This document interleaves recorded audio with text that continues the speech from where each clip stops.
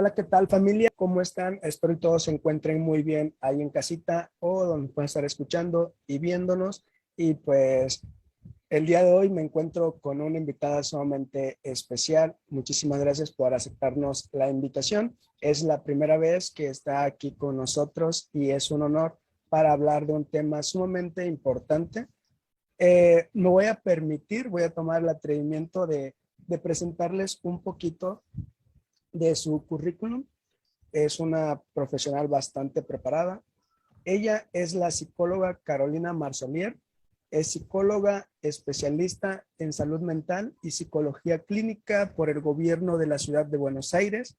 Formación de posgrado en terapias cognitivo-conductual y en terapia dialéctico-conductual.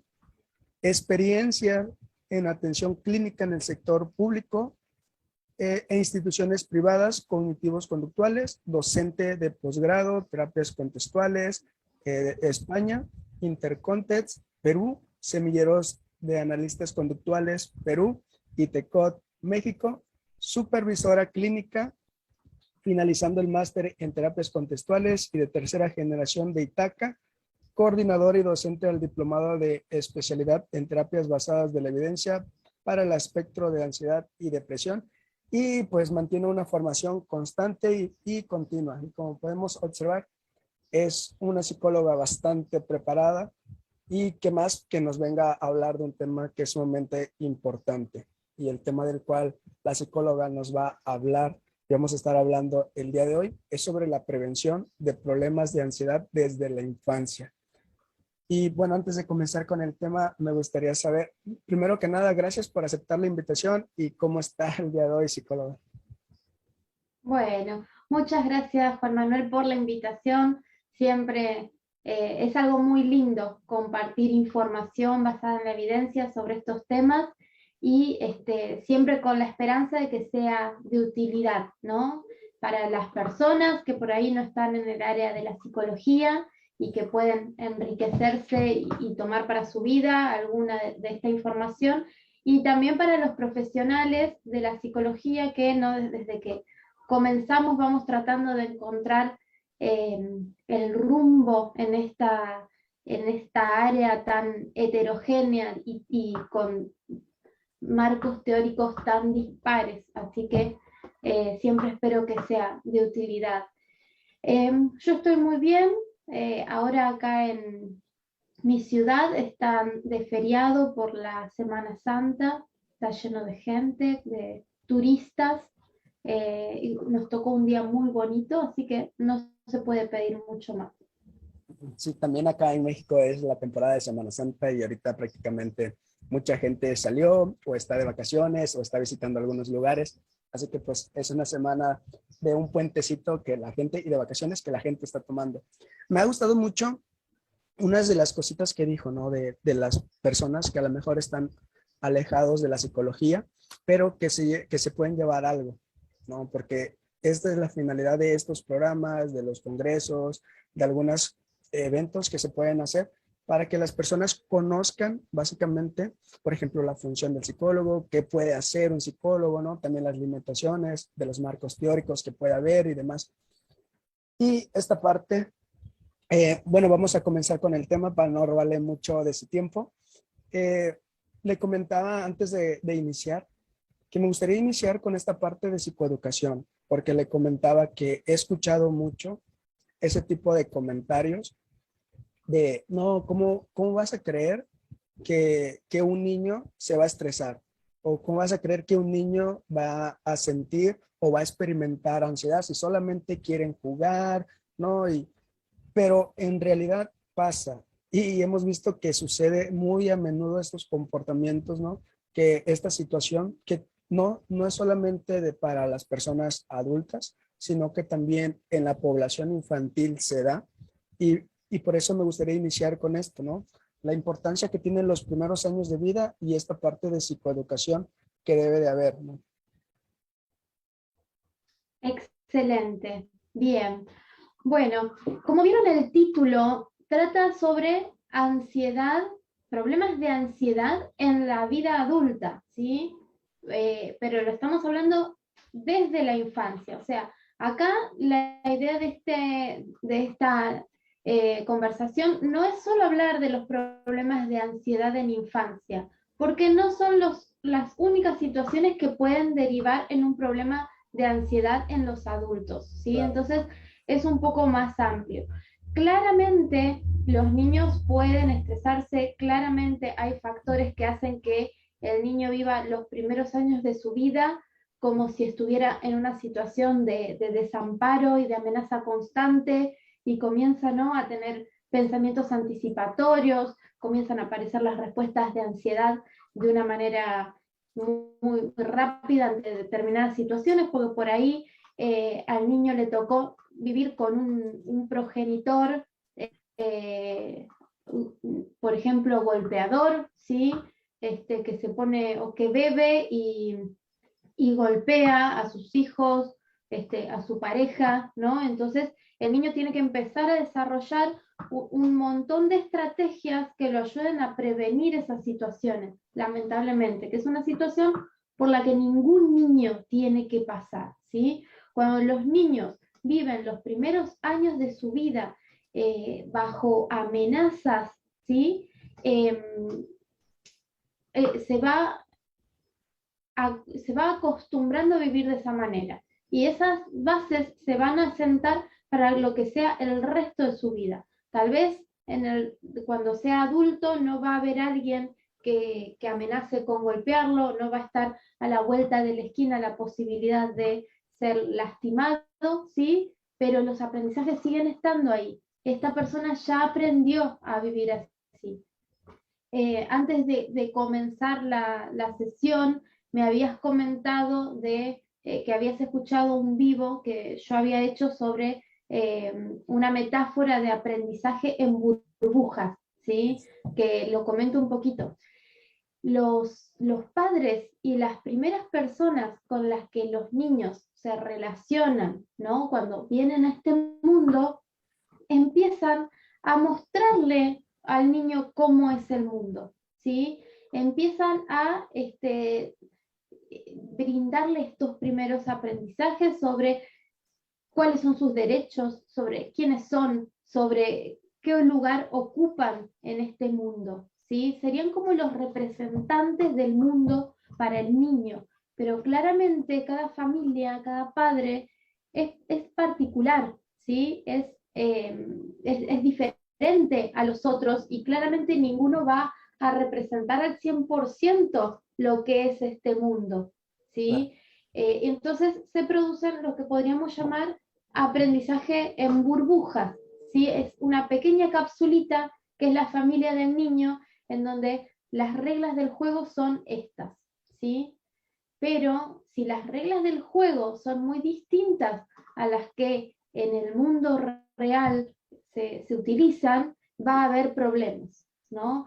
Por ejemplo, un niño al que le dan todo lo que quiere, él empieza a aprender que su lugar en el mundo es de protagonista, en donde sus intereses están por encima de los demás, en donde todos le tienen que dar una gratificación inmediata, ¿sí? Y con estas reglas, cuando sale de esa burbuja, se va a encontrar con un mundo en donde no hay tanto lugar para alguien con estas características. Termina siendo excluido, termina teniendo relaciones conflictivas, ¿sí? Y si no hace un ajuste, que muchas veces es muy complicado hacer ajustes, son chicos que terminan mal. ¿Por qué? Porque la burbuja de la familia fue muy distinta a la burbuja del mundo. Entonces, imaginemos acá en una situación en donde hay una burbuja de la violencia, por ejemplo. Un niño que crece en una situación violenta.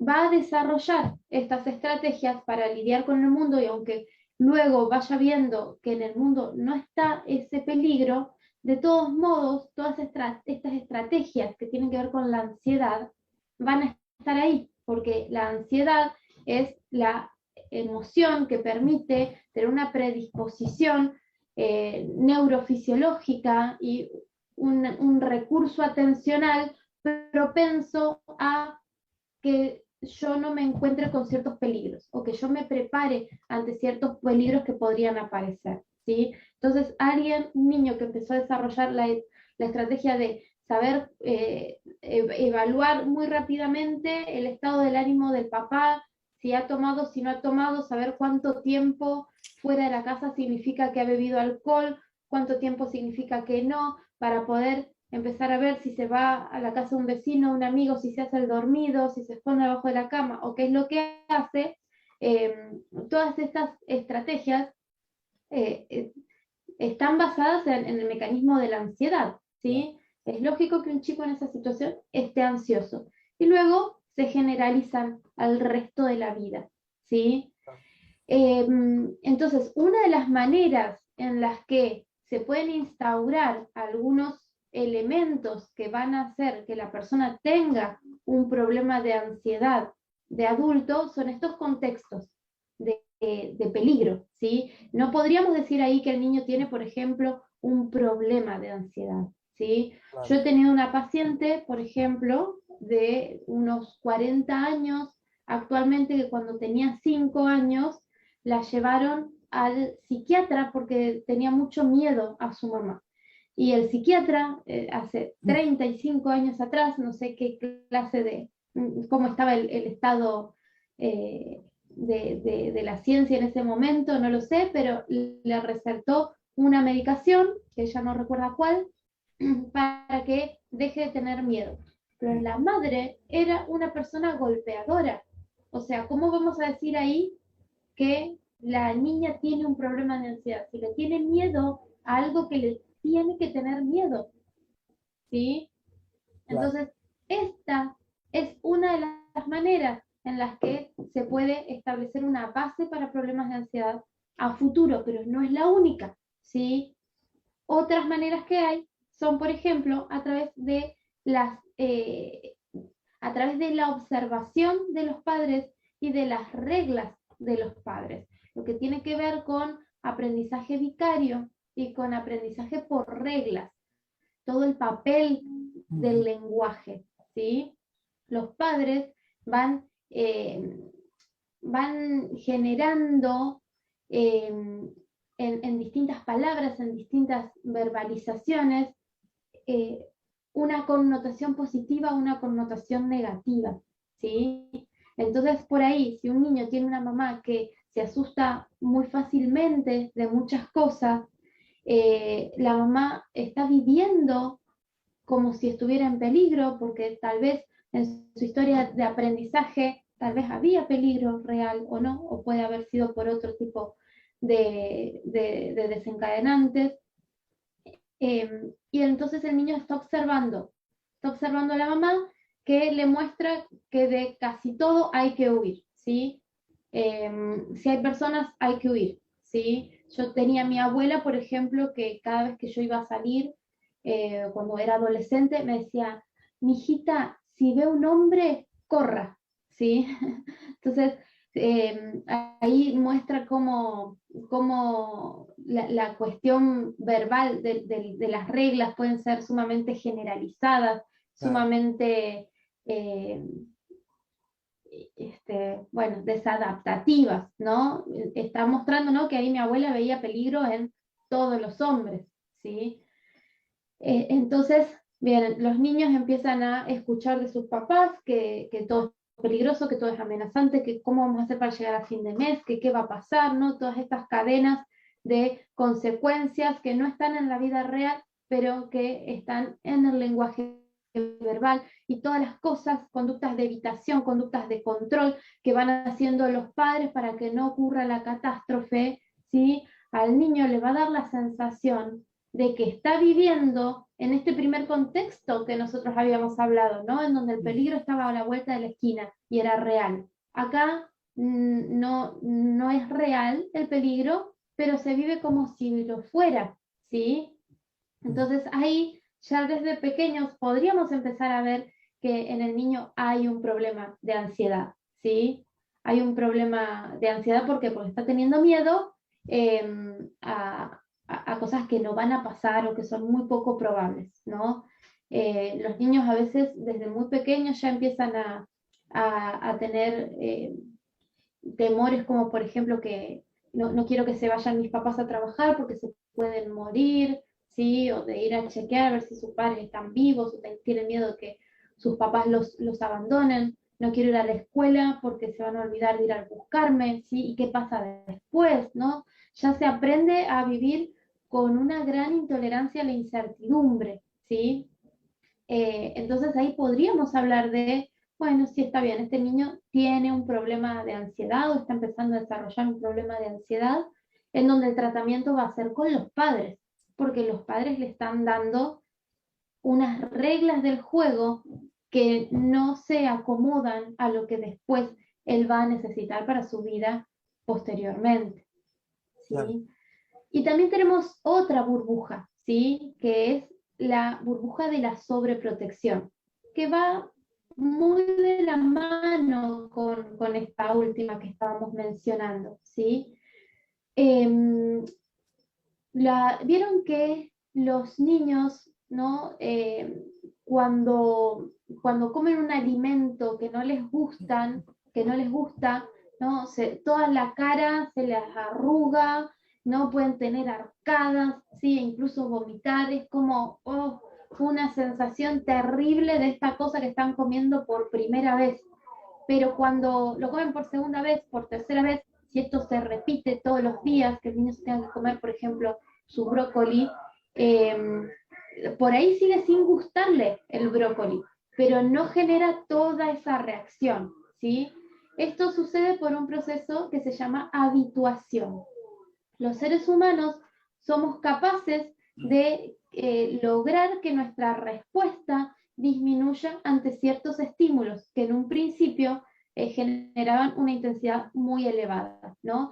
Entonces, eso nos pasa también con las caídas, ¿sí? Cuando un niño se cae, se lastima, ¿no? Todo, aparece el llanto, la desesperación, ¿sí? Y bueno, ahí actúan varios factores para que a medida que va creciendo el niño no esté llorando por todo, no le parezca tan terrible todo. Bueno, imaginemos una mamá que tiene miedo de que su hijo se lastime y pase algo terrible, ¿no? Entonces no lo deja jugar, no lo deja caerse, no lo deja tener, ¿no? Conflictos por ahí con los amigos y resolverlos. Lo que está haciendo es acá es como que lo ponen en una doble burbuja al pobre niño, ¿no? Va a llegar a la adolescencia con una sensibilidad a muchas situaciones, ¿no? Tal vez, como nunca se lastimó, empieza a tenerle miedo a sensaciones físicas, a malestares, a dolores, que por ahí los demás chicos ya le han perdido el miedo, ¿sí? Vieron que los varoncitos adolescentes muy frecuentemente eh, quieren jugar juegos, ¿no? Que implican un riesgo físico y Claro. no les importa, ¿sí? Si alguno terminó todo raspado, si alguno terminó con un hueso roto, y en el primer momento no importaba tanto, ¿sí?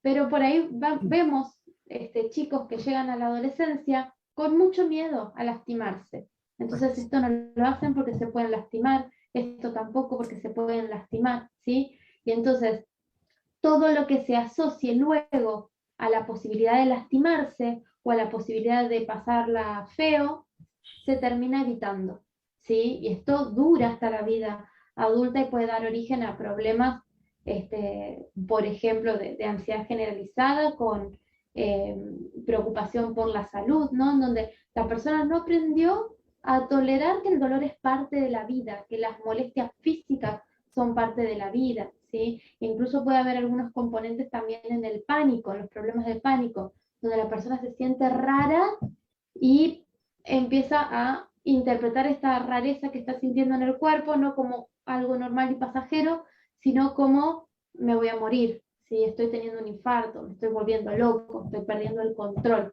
alguna de estas cosas, ¿sí?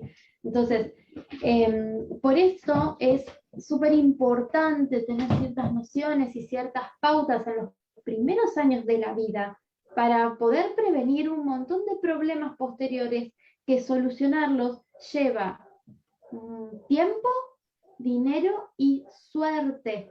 Suerte, ¿por qué? Porque después es muy difícil en la vida adulta encontrar un profesional que esté capacitado, que esté formado en poder resolver estos problemas.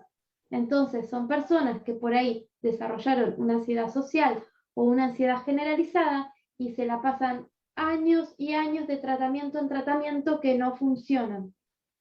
Claro, sí. Con esto, no sé cuánto tiempo llevamos, pero con estos pequeños minutos que llevamos, no, hombre, ya sacamos un montón de puntos claves ahí que podrían dar para bastantes cosas, las cuales nos has hablado. Por ejemplo, algo que me parece sumamente importante es esto que me mencionabas sobre las consecuencias futuras que puede tener los problemas de ansiedad desde la infancia a la edad adulta, ¿no? Porque mencionabas que hay reglas que si se siguen constantemente estas mismas reglas se pueden generalizar y se pueden ya llevar hasta la vida adulta, ¿no? Y también mencionabas esta parte del aprendizaje vicario, de que cómo también aprendemos mediante a nuestros padres, y eso lo decía Bruce en un libro que leí sobre caballo, ¿no? De que normalmente las personas que tienen ansiedad social, lo más seguro es que también sus padres, sus progenitores, eviten esas mismas situaciones que los niños o que esas mismas personas sientan ansiedad ante esas mismas, ¿no? Y aquí como podemos ver que como el aprendizaje vicario o como las reglas de no hagas esto, mira, vas a hacer esto o ten cuidado con esto, como lo mencionabas tú, referente a la rama, ¿no? O al peligro que puede haber, que en ocasiones se priva. Y cómo el contexto de un inicio nuclear, familiar, es tan importante en los primeros años de vida por todo esto que conlleva, ¿no? Del estilo de crianza, todo lo que se aprende para posterior ahí llevarlo a la vida adulta, ¿no? Todos esos aprendizajes que previamente he ido aprendiendo, he ido adquiriendo, me sirvan para la vida adulta. Y me gustaría también ya llegar a este punto, ¿no? Porque desconocemos o hay mucha desinformación, mejor dicho, y hay otras que la información que está en ocasiones no es la más precisa y se confunde mucho también a las personas, ¿no? Esta parte de, es que no, eso no es ansiedad, o solamente ni siquiera sabes qué es ansiedad, ¿no? O hablan de ansiedad y ni siquiera saben realmente qué es ansiedad. Y lo generalizan y consideran que esto es una enfermedad, incluso que es algo aversivo, que es algo malo, que es algo experimentarlo.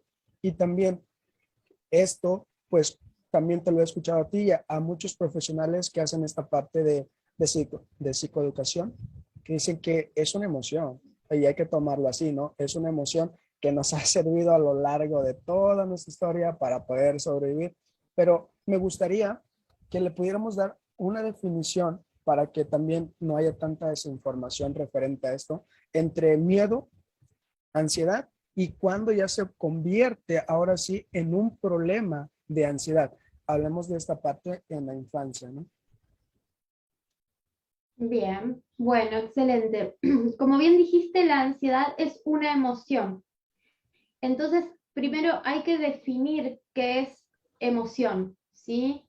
Las emociones son mecanismos que hemos adquirido a lo largo de nuestra historia filogenética y que nos han permitido la supervivencia, ¿sí? Y la procreación como para poder brindar estos mismos mecanismos a nuestros hijos, ¿no? Entonces, es un mecanismo adaptativo evolutivamente, ¿sí? Sin ansiedad, sin emociones, sin las emociones que tenemos, no hubiéramos llegado a ser seres humanos, Claro. a estar aquí, ¿sí? Porque cada emoción resuelve un problema, ¿sí? Las emociones son un desequilibrio neurobiológico que se produce ante determinadas situaciones, ante determinados tipos de situaciones, ¿sí? Y que me genera un cambio en mi estado neurofisiológico orientado a resolver de alguna manera eso, ¿no? Así como el enojo aparece ante situaciones de ataque, ¿sí? Y el impulso de acción tiende a ser de agresión, ¿sí? Ya sea física, ya sea verbal, de alguna manera. O sea, lo que a mí me va a volver a la homeostasis cuando yo me enojo va a ser romper algo, insultar a alguien, ¿no? Eso es lo que más rápido me vuelve a la homeostasis, ¿sí? Que es lo que se llama en algunas teorías el impulso de acción. Cada emoción tiene un impulso de acción, ¿sí? Entonces tenemos las emociones de la gama como el miedo y la ansiedad, ¿sí? El miedo es una emoción que compartimos con todos los demás animales, ¿sí? ¿Vieron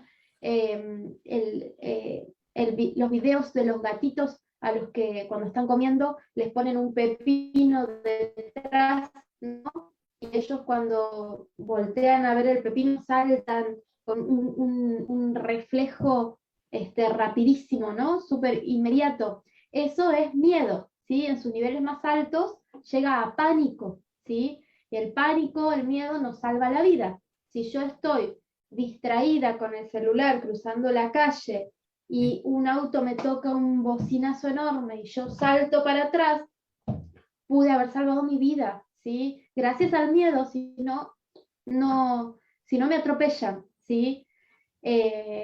Entonces, el miedo se activa cuando hay una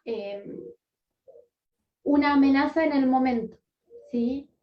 Me ayuda a que yo rápidamente pueda hacer algo para huir de esa amenaza, ¿sí? Entonces, el impulso de acción del miedo tiene que ver con la huida, ¿sí?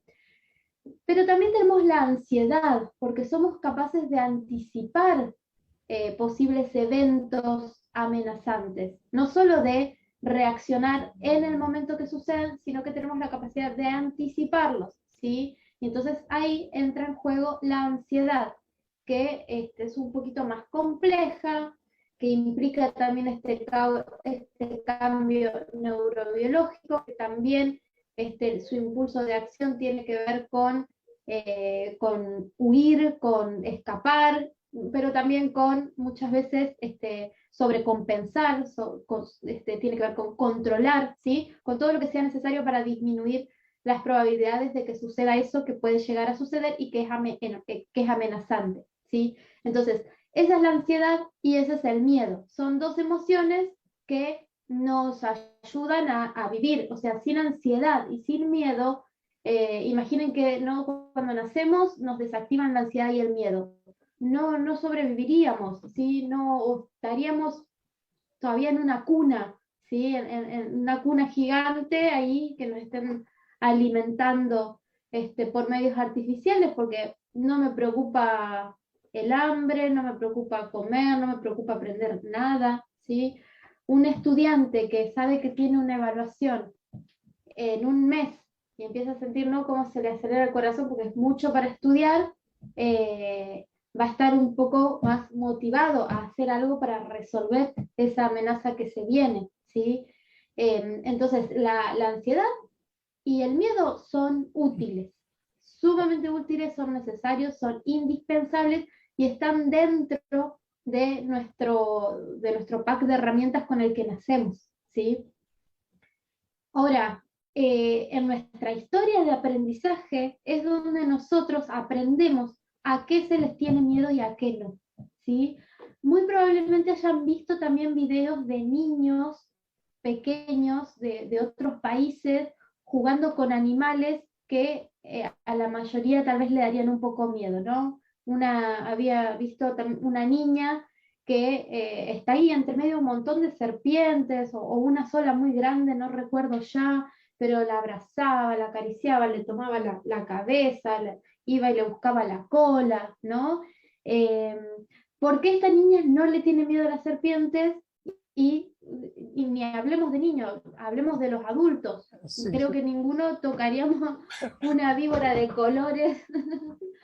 Algunos sí, pero la mayoría probablemente no.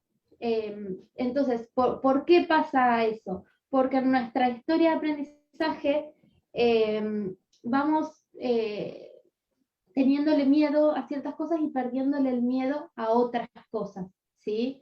Entonces, ahí entra todos estos tipos de aprendizaje que habíamos viendo. Le voy a tener miedo a todos los estímulos si no, si no ha ocurrido un proceso de habituación. Entonces le puedo tener miedo al dolor, ya caerme, la posibilidad de caerme me puede dar ansiedad. También se van asociando ciertos estímulos a cierto peligro, entonces ahí por condicionamiento clásico también aprendo a tenerle miedo a ciertas cosas, ¿sí? Si jugué con una amiguita y mi amiguita me pegó cuando yo era muy chiquita, probablemente no la quiera volver a ver o le tenga un poco de miedo, ¿no? Empiezo a tenerle miedo a esta chica porque esta chica me hizo algo feo, ¿no? Claro.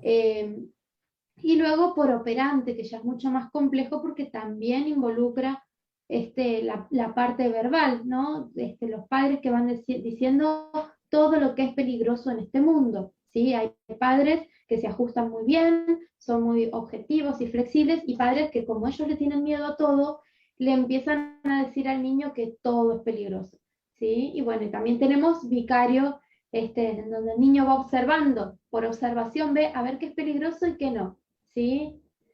Se ve que, no sé, manejar en ruta es peligroso porque mi mamá y mi papá no quieren hacerlo, porque dicen que va a haber un accidente, ¿sí? Entonces los padres manejan en ruta y el niño, pobrecito, está pensando que van a tener un accidente.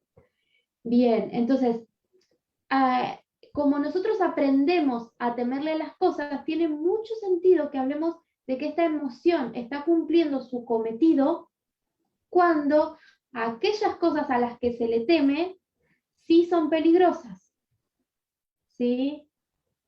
Si el niño le tiene miedo a meter la mano arriba de la hornalla en la cocina donde se está cocinando, está bien, ¿sí? Si le tiene miedo a meter el dedo en los enchufes, está bien, ¿no? Es funcional, ¿sí? Si tiene miedo a, en un lugar donde hay muchísima gente, salir corriendo de la mano de su mamá y perderse, está bien, ¿sí?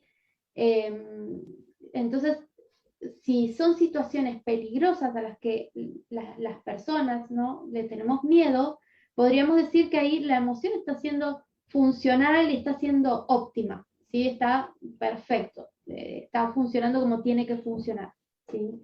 Pero, ¿qué pasa? También esta emoción puede activarse ante situaciones que no son peligrosas.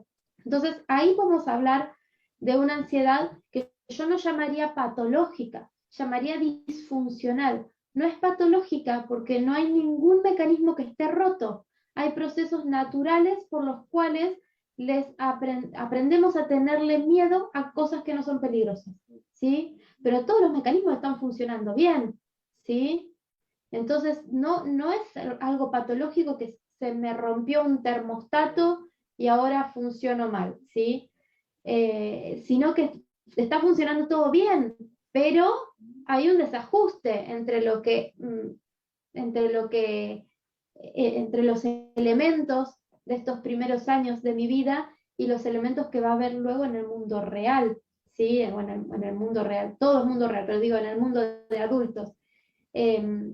Entonces, podríamos hablar de ansiedad problemática cuando se teme a situaciones que no son peligrosas, y también en dos situaciones más, que es cuando se teme a situaciones que sí pueden ser amenazantes, pero que no lo son tantos y la respuesta es muy intensa. Por ejemplo, es amenazante ir es amenazante la posibilidad de desaprobar un examen, como decíamos recién, ¿sí? Pero por ahí la persona no experimenta una ansiedad terrible, como si esto implicara, perder un examen implicara perder la vida, ¿sí? Entonces, cuando la respuesta es muy intensa y no tiene una correlación con el estímulo, con la peligrosidad del estímulo, también podemos hablar de ansiedad desadaptativa. Y también podemos hablar de ansiedad desadaptativa cuando la propia respuesta, ¿sí?, deteriora la resolución de ese problema, deteriora el funcionamiento. si yo tengo que rendir un examen oral, y para mí eso es una amenaza, ¿sí? Me va a aparecer el miedo, pero recuerden que el impulso de acción del miedo es huir, Claro, ¿sí? Y para huir yo necesito toda la sangre en mis músculos, el corazón latiendo rápido, la atención focalizada en para dónde ir, ¿sí? Respirar rápido, y para dar un examen oral necesito lo opuesto, ¿no? Entonces hay un montón de situaciones en donde la respuesta es tan intensa que compite o interfiere con el desempeño en esas áreas. Entonces ahí hablaríamos de tres momentos que pueden ser problemáticos con la ansiedad, ¿sí? Que no diríamos patológico por esto que te mencionaba, y porque también estos tres tipos de situaciones igual se van a dar, ¿sí? El problema es cuando son duraderas y cuando interfieren en el desarrollo del niño, en el desarrollo de la persona, en la vida cotidiana, ¿no? Los falsos positivos son sumamente normales, ¿no?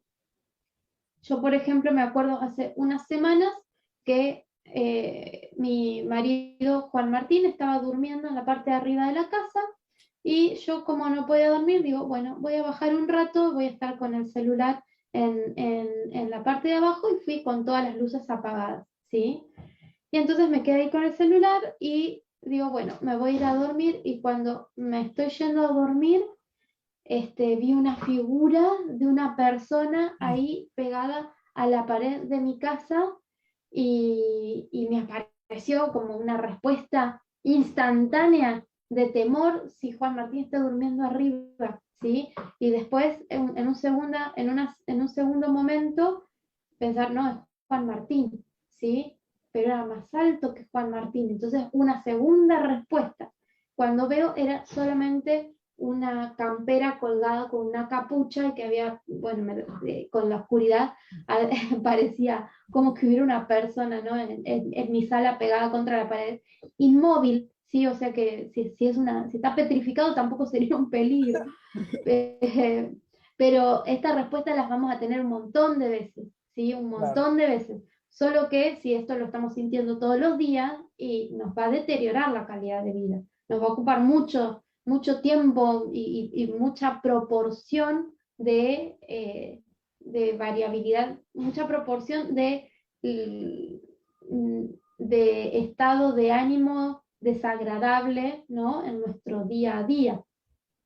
Claro, qué bien que puntualizas esta parte, ¿no, Carolina? Porque, como te mencionaba, considero que hay mucha desinformación y se nos ha dicho, y también a partir de todos los comentarios que vamos escuchando en nuestra cultura, es como que decir, oye, entonces experimentar miedo, ansiedad, no es tan malo, ¿sabes? A pesar de todo lo que hemos escuchado, no es tan malo. Tiene una función, como tú lo dijiste, ¿no?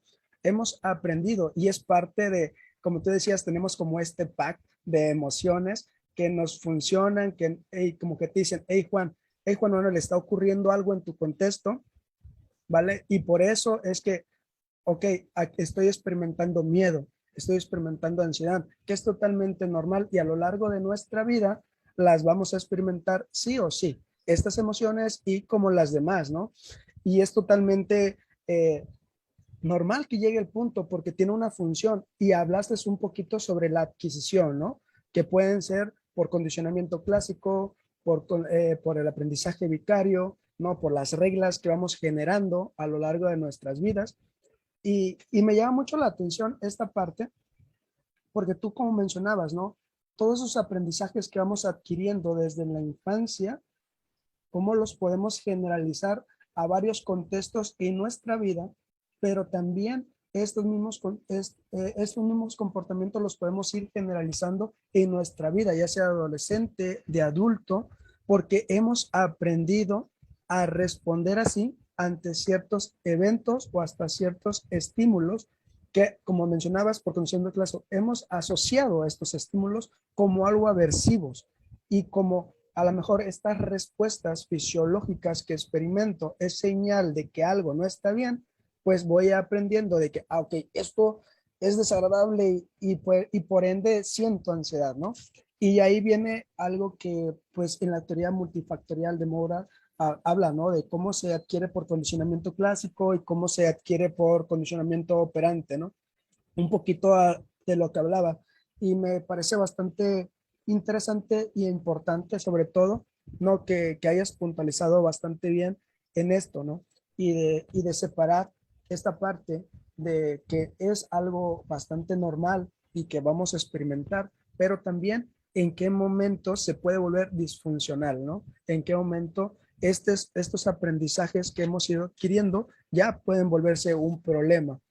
Y hablabas de esta parte sobre la disfunción, que esta situación o estos comportamientos, qué tanto te están afectando en tu vida diaria, ya sea como infante, como adolescente, como adulto, ¿no? ¿Qué tanto haces o qué tanto has dejado de hacer, ¿no? Porque a lo mejor también esto no solamente de hacer, de dejar de hacer, sino también aquellas cosas que podemos hacer de más, ¿no? O que pueden ser muy sutiles, que puedan estar manteniendo estos comportamientos. Pero ahí está como la diferencia, ¿no? De que son aprendidas, que son bastante normales, pero que sí llega un punto que pueden ser bastante disfuncionales. Y me gustaría regresarme un poquito a lo que mencionabas eh, casi al inicio sobre las burbujas que te mencionaba que hablabas en tu live, que, porque me parece bastante importante tocarlos, cómo vamos aprendiendo. Y una de ellas es la gratificación inmediata que hablabas tú en ese video, ¿no? También nosotros como adultos y nuestra vida parece que así nos están acostumbrando, ¿no? De que todo tiene que ser inmediato.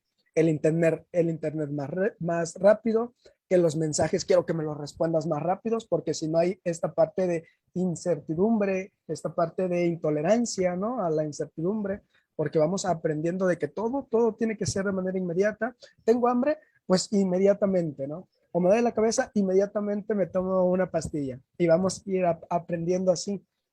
Y, y me gustaría preguntarte esto sobre la gratificación inmediata que en ocasiones, o esta burbujita, que en ocasiones a lo mejor, como no sabemos cómo puede funcionar o, o el aprendizaje que podemos generar en los infantes, es esto de qué tan importante es esto de la gratificación inmediata, qué debemos de hacer ahí. Ujú. Bien, bueno, hay una cuestión cultural, ¿sí? Y que también tiene mucho que ver con papás que quieren darle lo mejor a los hijos, ¿no? Es este tipo de situaciones en donde con las mejores intenciones se cometen grandes errores que pueden perjudicar a la vida de los niños. Por un lado tenemos a nivel cultural como, como mucho contenido respecto a que estaría mal un montón de cosas. Es que está mal sufrir, ¿sí? Básicamente, está mal sufrir.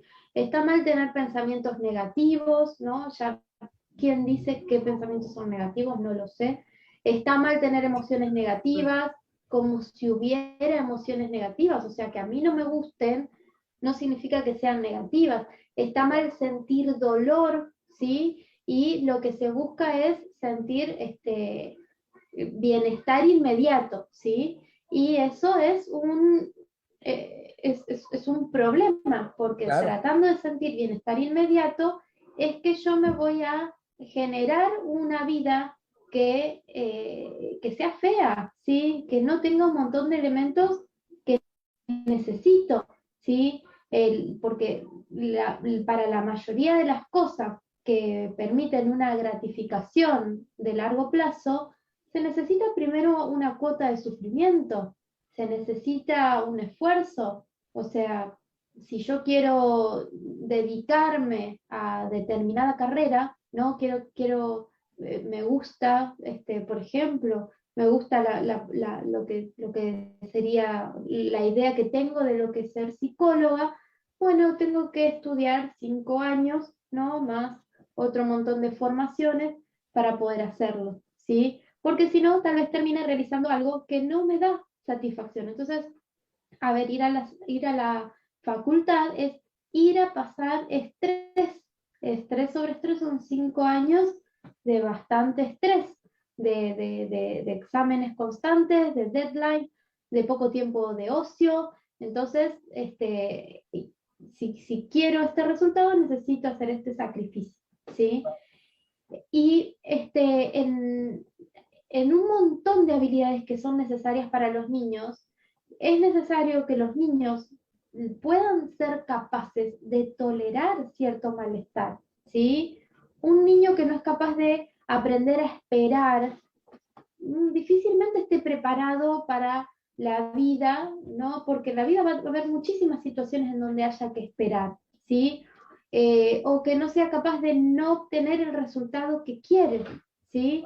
¿Por qué? Porque en la vida hacemos esfuerzos y los resultados no dependen solamente de nuestro esfuerzo. Entonces, puede ser que ocurran, puede ser que no ocurran, y ahí es necesario tener una tolerancia a la frustración, ¿sí?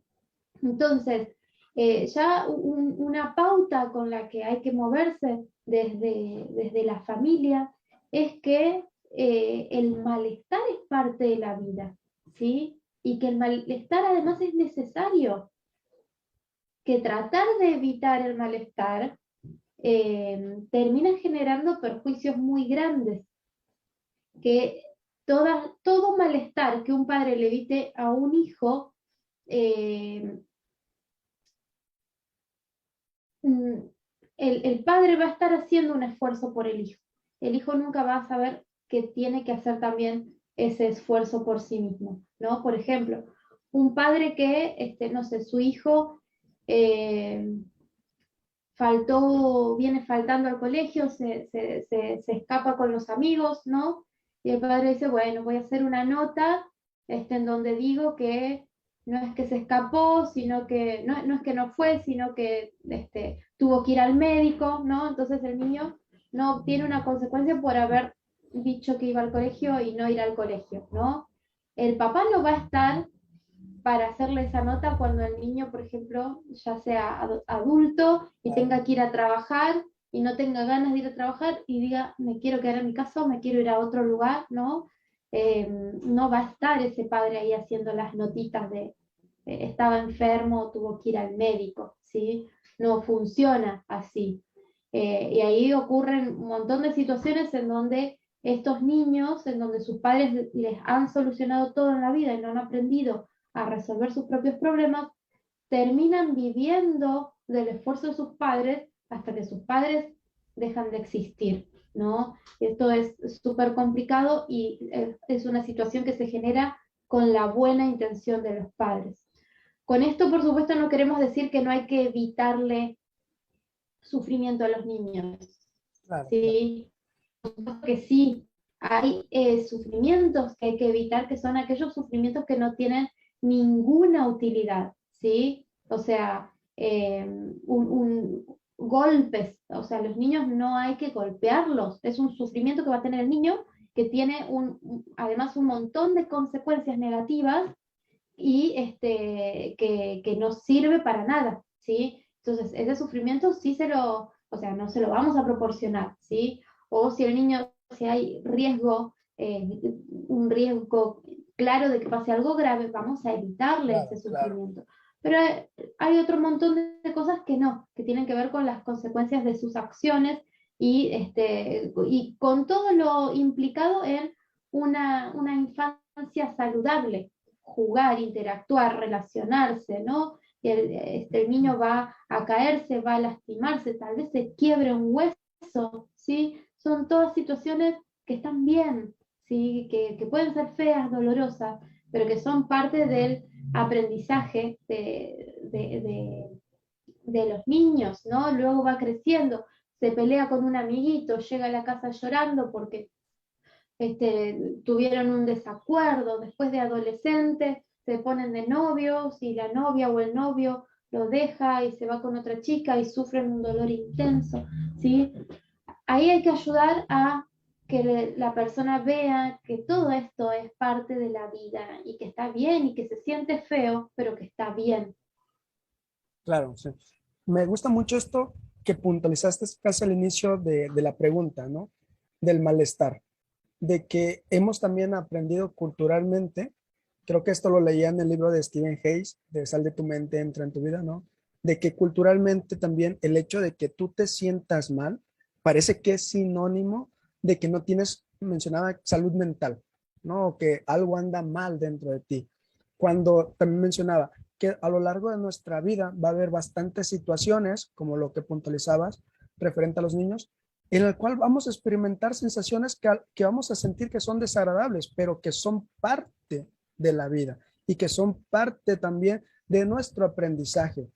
Que, que este sufrimiento, que este malestar, mejor dicho, ¿no? Porque el malestar y sufrimiento pueden ser un poquito distintos.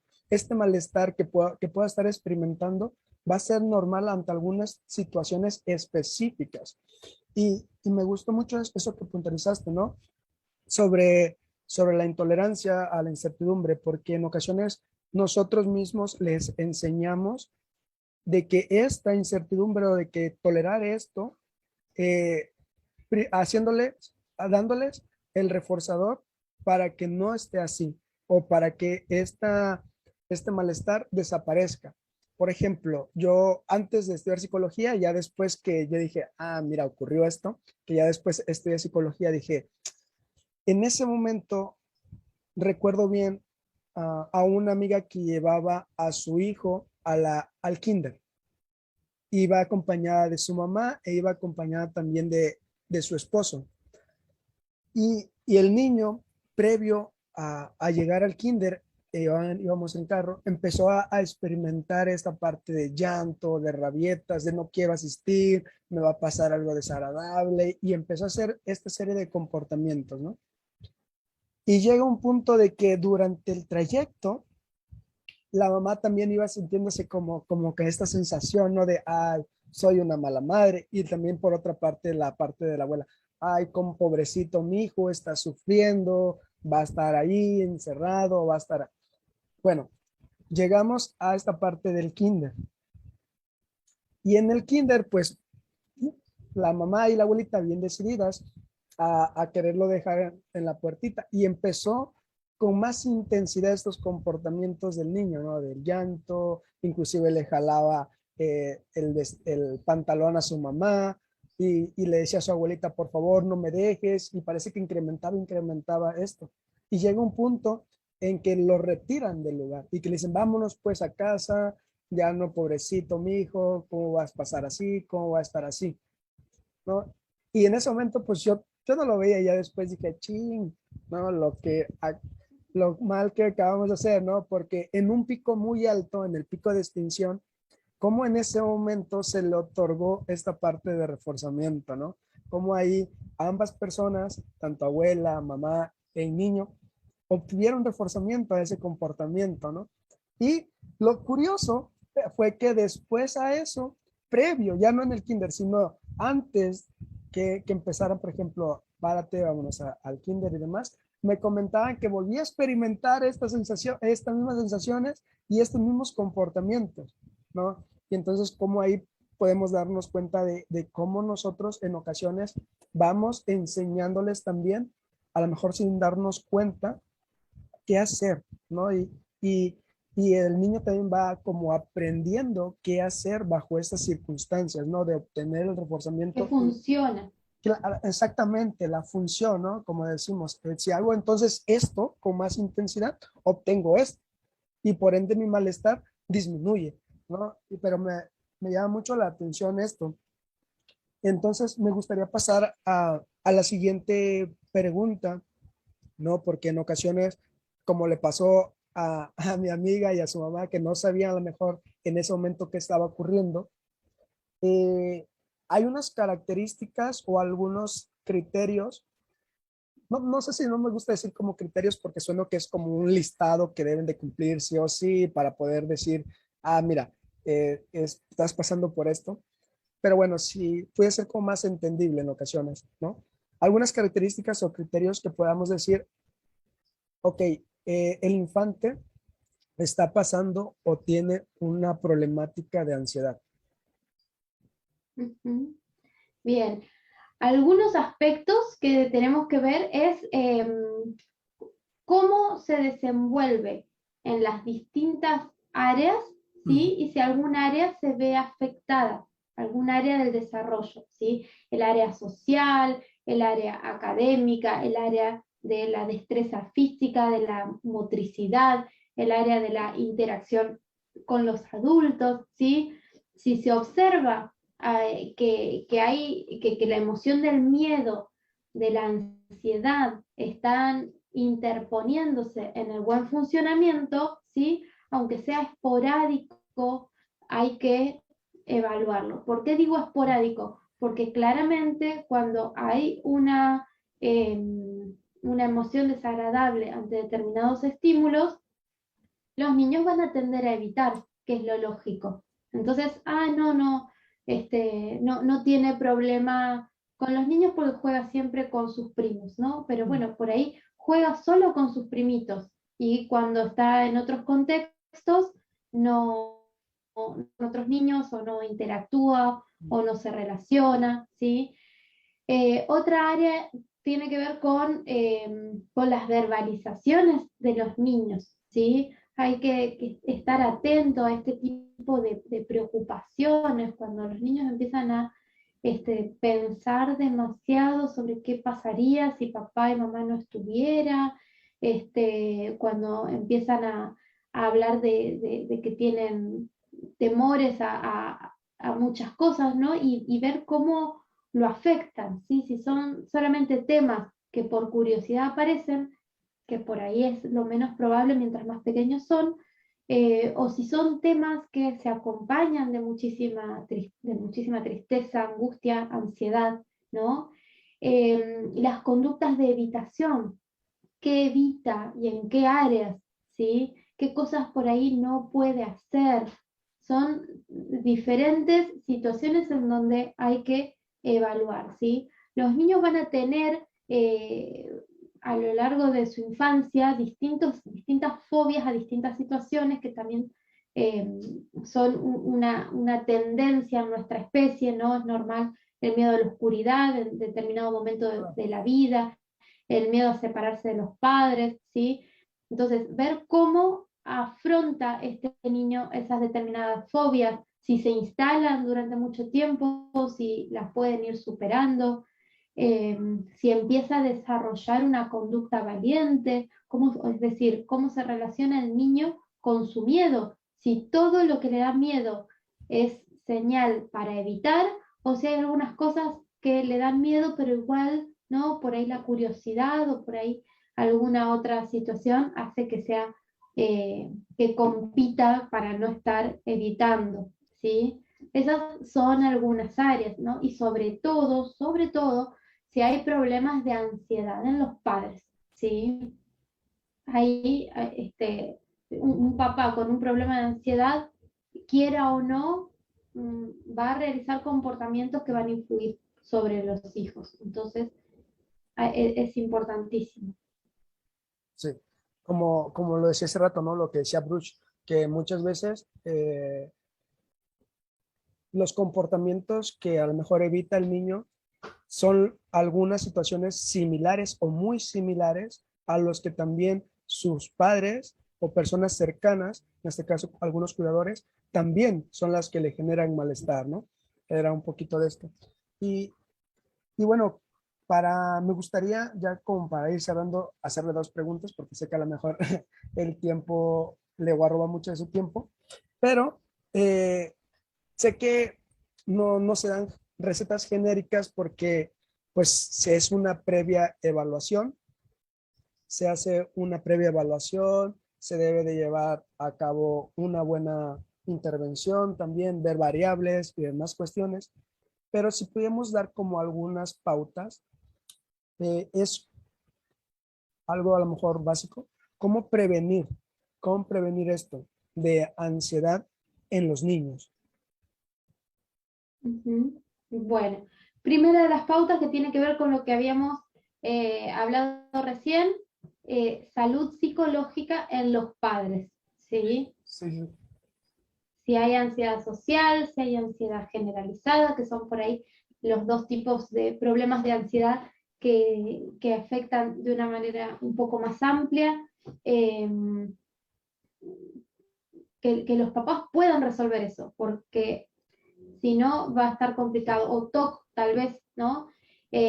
O problemas que no tienen que ver con el espectro de la ansiedad, como desregulación emocional, en donde muy Claro. probablemente las conductas de los padres hagan que el niño esté en un estrés continuo. Entonces, salud psicológica de los padres, ¿sí? Y flexibilidad, ¿sí? Acá, digamos, a grandes rasgos, los padres tienen que ser equilibrados, ¿sí? Tienen que ayudar a los niños que cuando aparezca un temor puedan impulsarlos a confrontar ese temor sin empujarlos, ¿sí? Poder hacerlo de manera gradual, sin hiperexigencia, pero sin esto de evitemos todo lo que te molesta, ¿sí?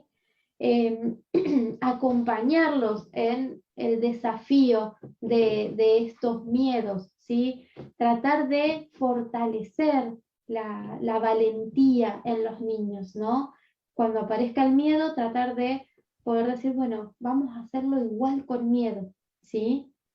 Eh, entonces, tiene que ver con cómo hacer que el niño se relacione con el miedo, con sus propias emociones, que pueda ver este temor como algo natural, como que está bien que aparezca, pero que no es necesario hacerle caso, ¿sí? Y que el niño pueda estar, por supuesto, en un ambiente saludable, ¿sí? Sin amenazas externas, ¿no? Que yo diría que tal vez eso sea lo primero que hay que chequear, que no esté en un lugar amenazante porque ahí es complicadísimo. La Claro. respuesta de ansiedad tan preocupante es por ahí lo que le está salvando la vida, ¿sí? Entonces, bueno, esas serían algunas de las pautas a tener. Equilibrio sobre todo, que los chicos tengan muchas actividades, ¿sí? Obviamente, o sea, siempre equilibrio, ¿sí? Hiperexigencia, pero que tengan amigos con quien, no sé, jugar algún deporte, que tenga también compañeritos en el colegio, que además tenga compañeritos en el barrio, ¿no? Que el niño pueda tener interacción social variada, ¿sí? Que pueda realizar actividades variadas, ¿sí? Que no se lo restrinja en situaciones que no son peligrosas, eh, y que pueden ser beneficiosas, ¿no? Como tal vez algunos juegos, vieron que hay papás que dicen, no, yo no quiero que mi hijo viaje con el resto de los amiguitos porque es peligroso, ¿no? Por ahí se hacen un viaje en la escuela, ¿no? Entonces el niño se pierde esa oportunidad de interacción por los miedos de los padres. Bueno, tratar de que esto no pase. Sara, me gustó mucho esto y recordé así algo que vi en Facebook, ¿no? Que hablaba usted sobre la salud psicológica, primero en los padres. Y hay un meme buenísimo que a lo mejor estoy seguro, creo que usted también lo ha visto, ¿no? Que está sentado el papá y el niño y le pregunta, papá, ¿vas a ir al psicólogo? Y le dice su papá al niño, no, hijo, vas a ir tú. ¿No? Y justamente es esto, ¿no? De que en ocasiones a lo mejor muchos de los problemas o el problema es también de los padres y en lugar de también el atenderse, pues manda inmediatamente a los niños. Y muchas veces también en este proceso, pues se entrena básicamente a los padres para que él lo lleve esto entrenamiento con y para sus niños, ¿no? Allá afuera, ¿no? Y algo que también me llama mucho y que me gustó mucho en estas pautas que nos acaba de dar es esta parte de que en ocasiones no reforzamos el hecho de las habilidades sociales de los pequeños o de las personas en general, ¿no? Porque cuando en ocasiones, imaginemos una persona que, o de un niño, mejor dicho, que estamos hablando de niños, que está como socializando, normalmente en ocasiones por lo mismo del temor de los padres, es como de no te acerques, no molestes, ¿no? Y estas reglas que mencionaba en lugar de reforzar estas pequeñas aproximaciones que el pequeño desde su infancia va dando y va fortaleciendo estas pequeñas habilidades, ¿no? De socializar, de interactuar, de comunicarse, de expresarse, ¿no? Entonces también hay esta parte de psicoeducación que debe haber en los padres y que no vendría nada mal. y entiendo que no recuerdo a quién se lo escuché, que no es fácil ser padre y que tampoco se viene como con un manual, no ahí de vamos a hacer esto y esto y esto, sino que sobre la marcha pues se va aprendiendo, pero también nunca está de más esta parte de buscar un asesoramiento, de psicoeducarse para tener una mejor crianza, ¿no? Para el beneficio, para la interacción que puede haber en casa. Y psicóloga, para ir cerrando, me gustaría que nos regalara por último unas recomendaciones finales para psicólogos o para estudiantes que también nos puedan ver, pero también a lo mejor para público en general. Bien, bueno, recomendaciones para los psicólogos y estudiantes de psicología: formarse en principios de aprendizaje, ¿sí? Que saber cómo funcionan los comportamientos manifiestos, cómo funcionan los pensamientos, cómo funcionan las emociones, cómo aprendemos a tenerle miedo a las cosas, cómo aprendemos a tener tristeza ante ciertas cosas, cómo aprendemos a dejar de tener una emoción ante determinado estímulo, ¿no? Eso es sumamente necesario, ¿sí? Para los que nos estemos formando en el área de la psicología. Sin esa base vamos a cometer muchísimos errores, ¿sí? Pero con esta base vamos a poder comprender muchísimo los fenómenos que van sucediendo, las lecturas que vayamos teniendo, los protocolos o los manuales que vayamos leyendo, los cambios de los consultantes y los no cambios de los consultantes. Entonces, es como aprender un idioma, ¿no? Yo no sé de programación, ¿no? Pero sí sé que tienen que aprender como a ciertos lenguajes para poder luego realizar otras actividades. Y acá es parecido, tenemos que aprender el lenguaje de los procesos psicológicos básicos para poder comprender el resto, que es lo que pasa después, ¿sí? Comprender y diseñar e intervenir.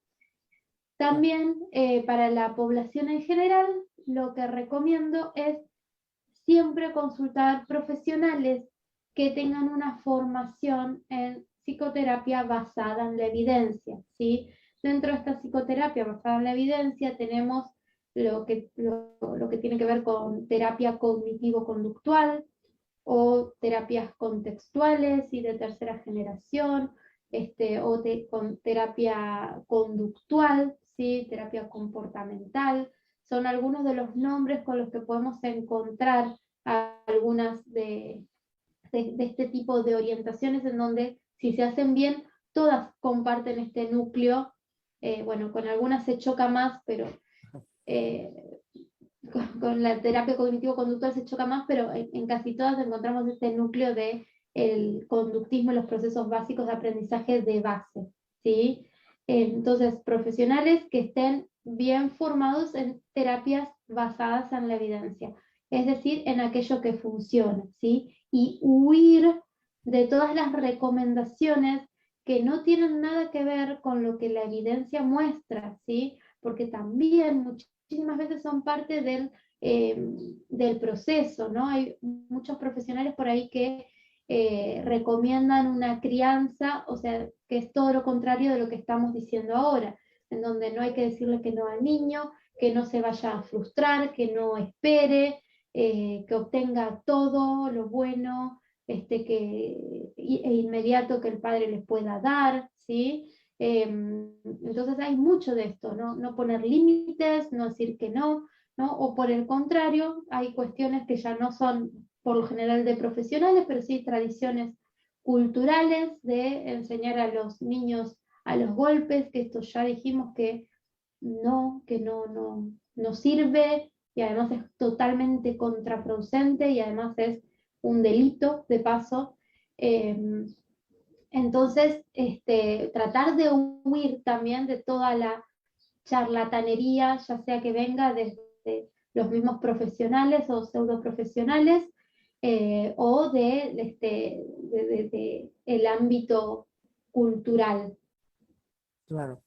Y me quedo con esto último, ¿no? Como mencionábamos al inicio de la entrevista, eh, es totalmente normal y es comprendible, ¿no? Todo esto de que las personas volteen a ver a lo mejor ese tipo de comentarios o ese tipo de personas, porque a lo mejor pueden ser llamativos los comentarios o lo que puedan mencionar ahí, pero en ocasiones, como mencionábamos, se desinforma bastante a las personas, ¿no?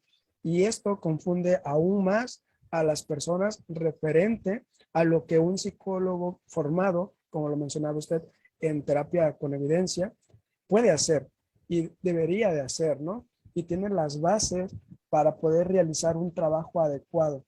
Entonces, eso es como que, ok, hay que tener cuidado eh, en lo que en lo que vemos, ya sea en Facebook, en cualquier red social, en YouTube, porque hay bastante desinformación que puede ser bastante contraproducente para las personas, ¿no? Y esa es una de las cosas importantes en lo cual nos importa, creo que a todos los que estamos en el área de la salud, ¿no? El bienestar de las personas, ¿no? Y el contexto en el cual las personas se encuentran. Entonces, bueno, psicóloga, Carolina, yo le agradezco mucho por su tiempo, por responder todas y cada una de las preguntas. También yo he aprendido bastantes cosas el día de hoy y pues nada, yo le quiero agradecer de verdad por el tiempo y por el espacio. Bueno, muchas gracias a vos, Juan Manuel, por esta invitación. Es un gusto haber estado conversando con vos.